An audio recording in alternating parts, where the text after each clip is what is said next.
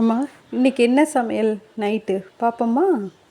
இன்றைக்கி ஒரு ஸ்பெஷல் என்னன்னா, பால் கொழுக்கட்டை கொஞ்சம் செஞ்சோம்.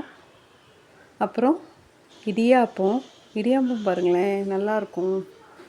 இடியாப்பம் மெலிசு ஆச்சு, அதனால் ரொம்ப மெலிசாக இருக்கும் இடியாப்பம். தேங்காய் பால் இடியாப்பத்துக்கு. அப்புறம் இட்லியும் சுட்டோம். ஏன்னா ஸ்வீட்டாக இருக்குது, எனக்கு இட்லி வேணும்னு சொன்னதுனால இட்லி, அதுக்கு தனியாக சாம்பார் வச்சேன். அதுவும் சிம்பிளாக இட்லி சாம்பார் மாதிரி தான், புளி ஊற்றாமல் வச்சுருந்தேன்.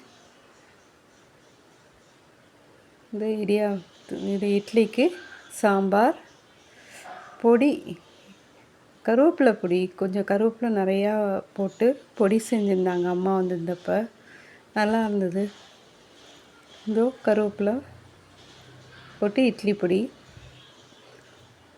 ரொம்ப நல்லாயிருக்கும். நைட்டுக்கு எல்லாம் ஆவியில் வேக வச்சதுனால ரொம்ப சாஃப்டாக இருந்துச்சு. இட்லியும் நல்லா இருந்தது. வாங்க சாப்பிடலாம்.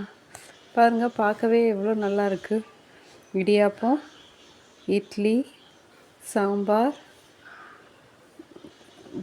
தேங்காய் பால், பால் கொழுக்கட்டை மழை வர மாதிரி இருந்ததுனால அந்த இடியாப்ப மாவையே கொஞ்சமாக எடுத்து பால் கொழுக்கட்டை கொஞ்சமாக செஞ்சிட்டோம்.